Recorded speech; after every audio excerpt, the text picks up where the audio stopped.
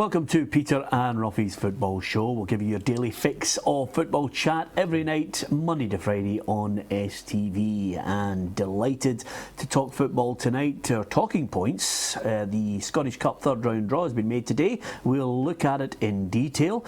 SFA Chief Executive Stuart Regan says some of our youngsters have to get game time in the top flight to help boost our poor European coefficient. And Lee Griffiths inspires Celtic to a win over Hearts in the quarter-finals of the League Cup. We'll look back at that match as well. Alan Ruff is alongside me, Peter Martin, and we're in the company of our boot-room guest, Hugh MacDonald of the Herald. Great to have Hugh along with us. OK, let's first of all look back at last night. In the end, it was Lee Griffiths, the difference between the two sides. Not only did he set one up, but he scored one, Ruffy. I have to say the first one, it was a great bit of skill. He got a wee break, the ball came to him, but he deserved the break that he got. It was super. It was in a way, tucked it away, took the booking, quite rightly so. It was just a fantastic goal, and obviously set up the second one. I thought he was very lucky because his momentum took him right into the crowd, and thankfully the referee showed a bit of sense in not giving him another yellow card. Yeah, well, he picked up a yellow card for his celebration. I think he was happy to pick up a yellow card, Hugh, because he likes a noise up. I mean, I like that in players, a wee bit of devilment in them, but you know. I like the noise up as well, and I know the John Beaton, the referee, by law he's got to do it. If he doesn't yellow card him, he gets marked down.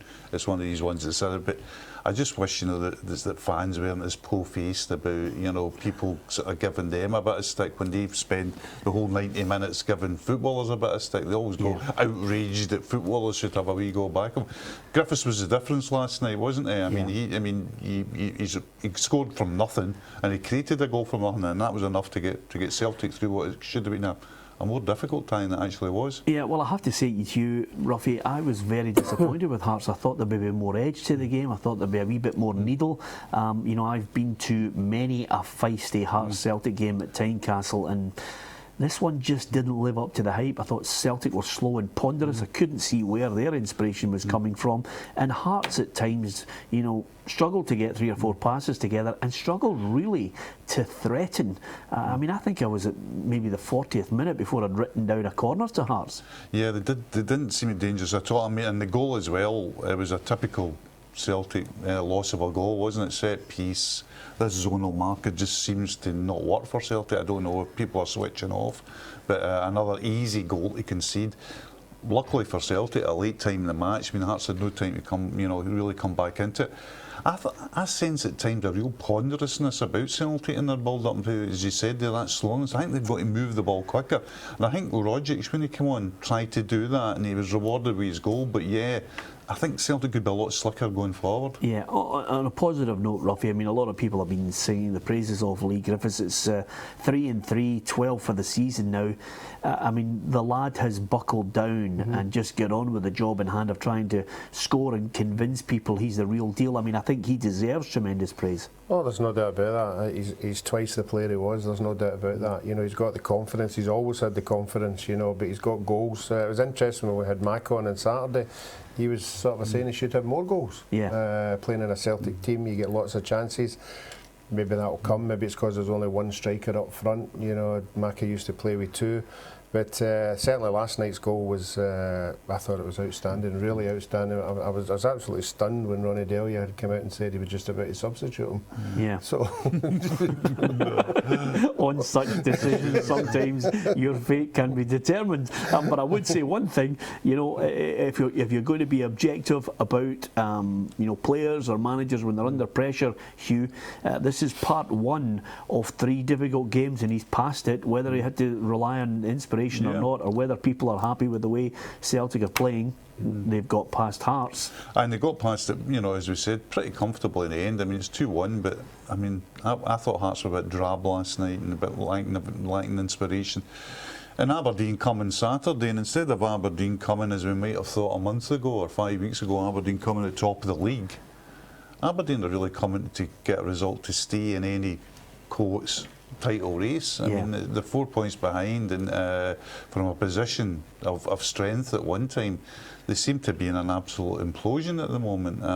So Dial will be looking at that game and saying, well, it's not maybe the game that it was 5 or 6 weeks ago, and it's also a game where if we put that to bed, we can more or less cruise towards it. Even in early or late October, early November, we could say title race over. Well, I was going to say something to you, Ruffy, which this weekend is a weekend when,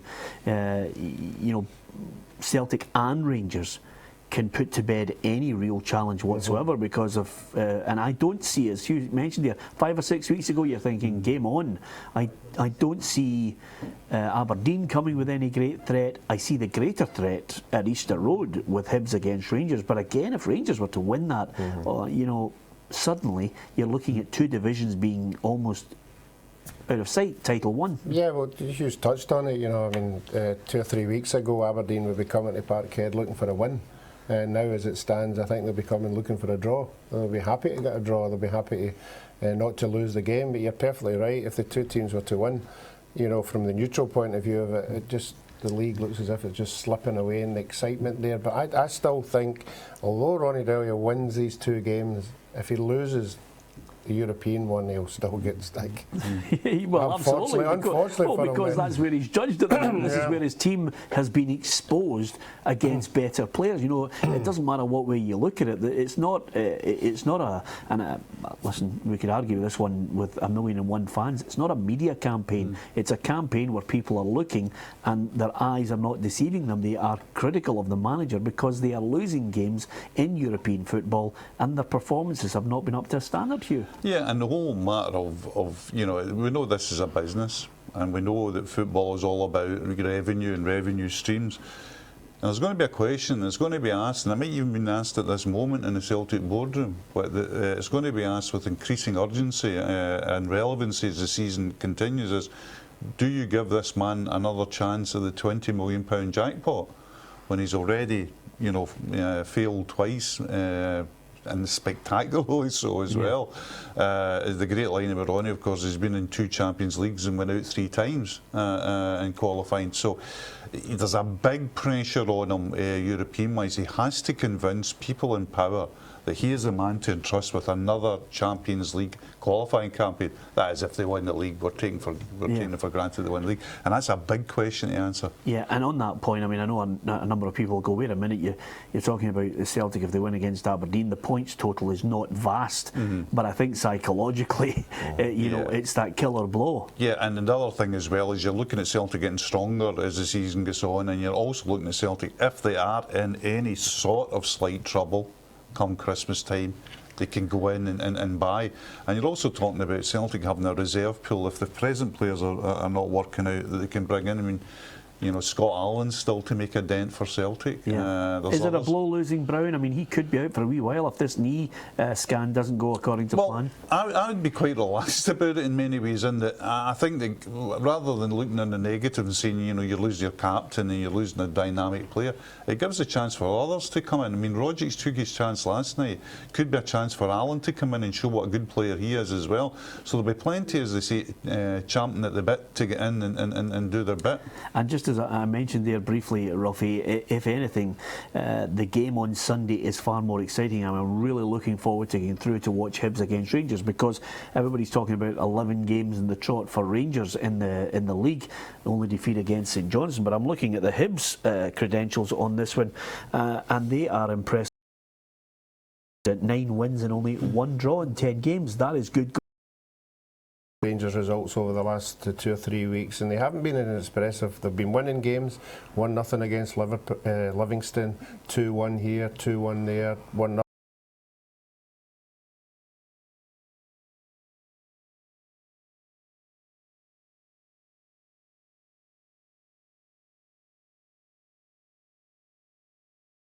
Out, it's maybe not spectacular, but you just have to keep winning. Yeah, and I think this on Sunday is an absolutely fascinating game, because you're just wondering how Rangers and Hibs will go about it.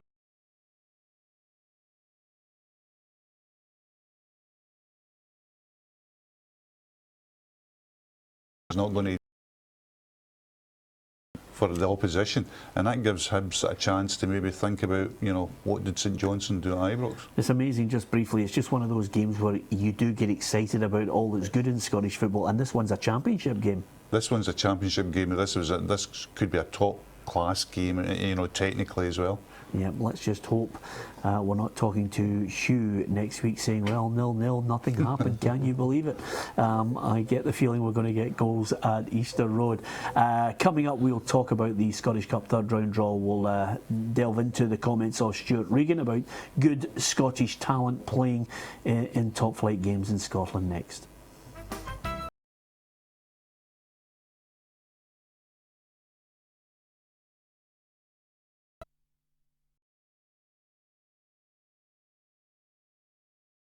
Stuart, from me, which club did Celtic sign me from? Hi, I'm Craig Turnbull, and don't forget you can watch the PLZ Soccer News headlines Monday to Friday by clicking on the link below.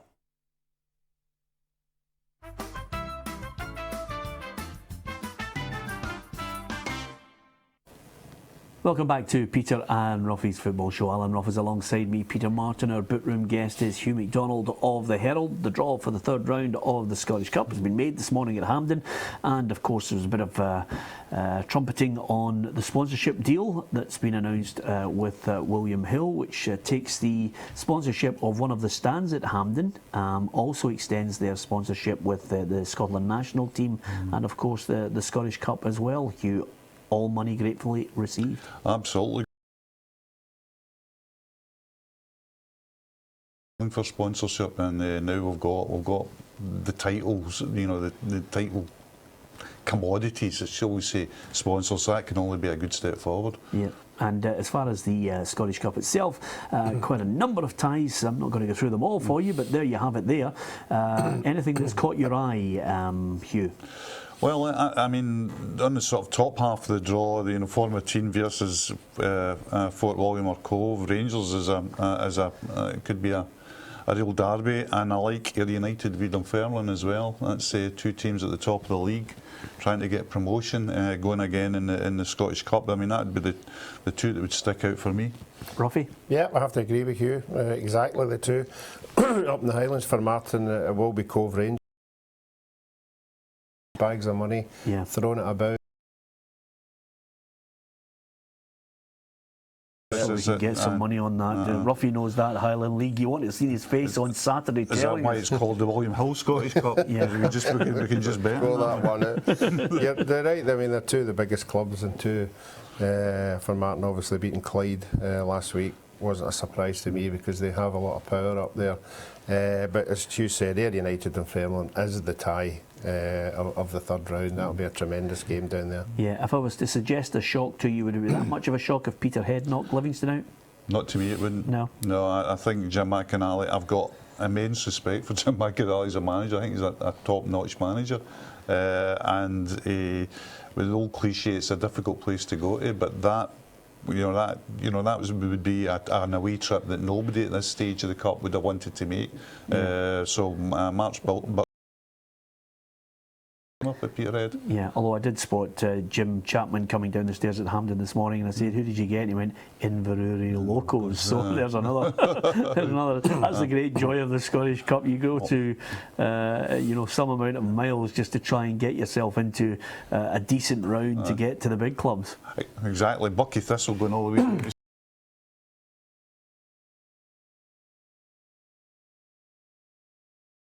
Bus and get away up and coming back 3 days later. Yeah. So, it isn't your day, Robbie. How far did you get in the Scottish Cup? Not very good. The Scottish Cup, League Cup was a bit better. Quarter-final, something like that.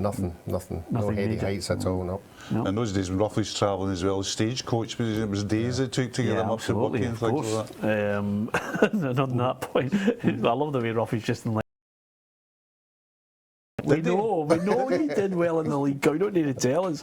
A point here, obviously Stuart Regan was out there this morning talking about the need for youngsters to get good game time in the top flight. Now, in the Hearts-Celtic match last night, I just just jotted down some of the Scottish players that played in each side. 5 Scottish players in the Hearts team, 5 Scottish players in the Celtic side. I think the last week Celtic had something like 7 Scottish players in their lineup. So Scottish players are getting, their games. Is there enough of them for you, Hugh?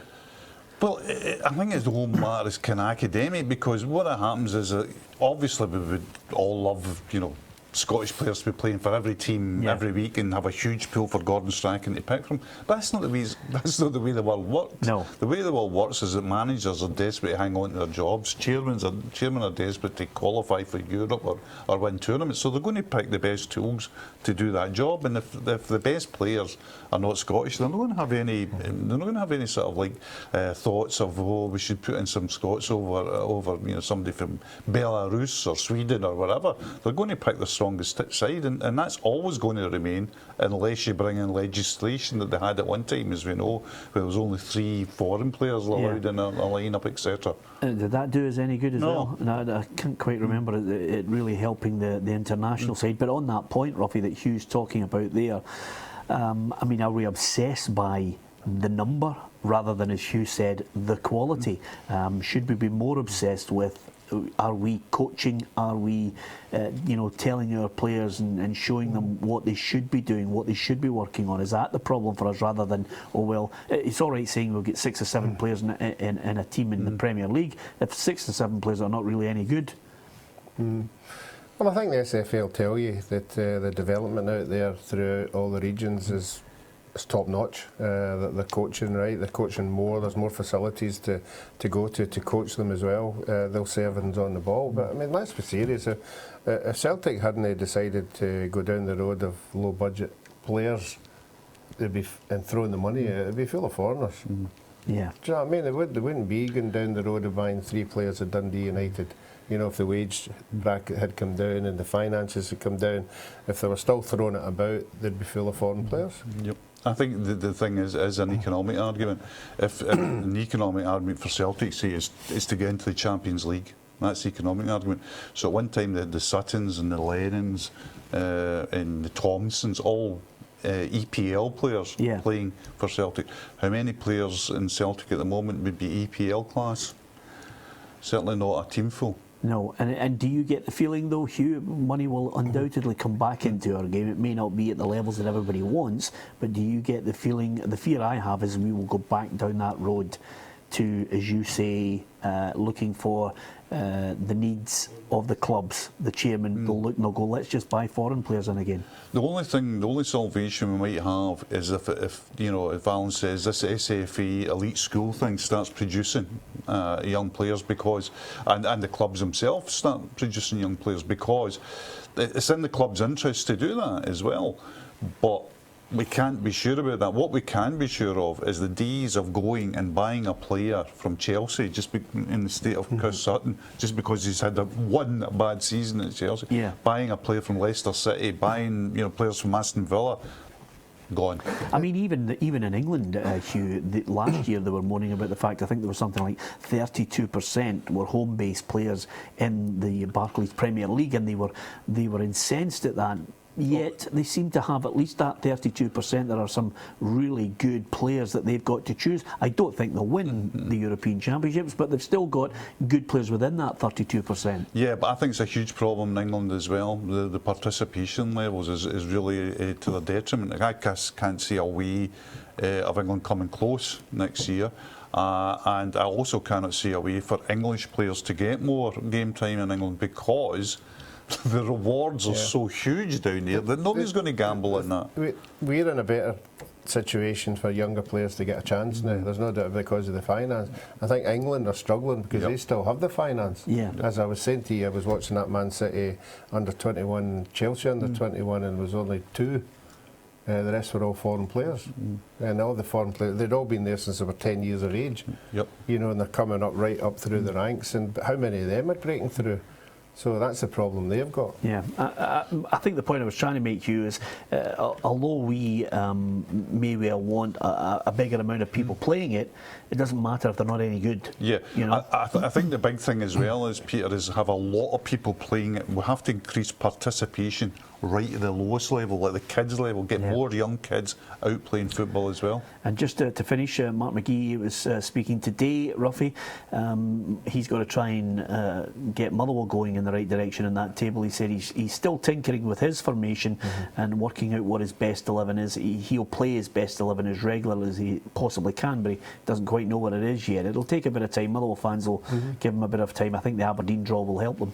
Oh, I'm sure the dressing room and the training this week would be a buzz, you know, and they'll be looking forward to the game at the weekend. But I think the Motherwell supporters will just have their eye on the January window, you know, to see if the owner will give them some money. Because I'm sure Mark, with the way he's been around the country looking at players, I'm sure he's identified 2 or 3 players that could help the Motherwell side. Yeah. Yep. If there was a game this weekend that you would definitely want to go to, Hugh? I think it would be the Championship game. That would be the game. You know, I think that's a standout game. I mean, 5 weeks ago it would be Celtic versus Aberdeen, no doubt about that. But I now think that the Championship game is full of intrigue. And I'm not going to let you go without getting your opinion on how they're going to pan out. Celtic Aberdeen. I think Celtic will win, and I think Rangers and Hibs, or Hibs and Rangers, will be a draw. Okay, let's not get peeved, don't throw anything at the telly. A draw is a prediction as well. Ruffy, do you agree with him or disagree with him on this one? Celtic win for me and a Hibs win. Oh, there you are, eh? So Ruffy is appearing in Glasgow on the Friday and Edinburgh at some point over the weekend, I'm almost certain. Okay, it's all about opinions. Hopefully you can join us tomorrow on the programme, 6:30 yet again, Monday to Friday. And if you do get a chance, Saturday afternoon, 2 o'clock till 6, Frank McAvenny, Gordon Smith and Ruffy join me on STV to bring you all the goals that hit the back of the net. I hope you can join us then. See you tomorrow.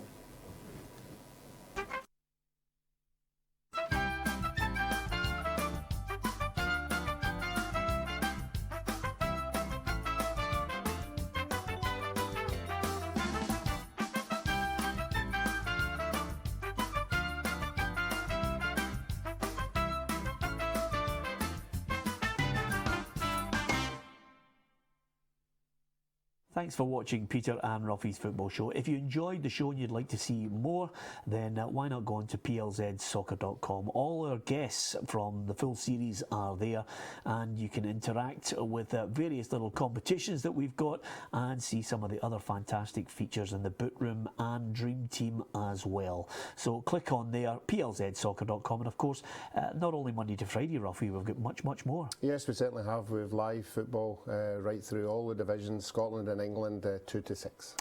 2 o'clock till 6 on a Saturday. If you want the goals as they hit the back of the net, then click on plzsoccer.com. Thanks for watching.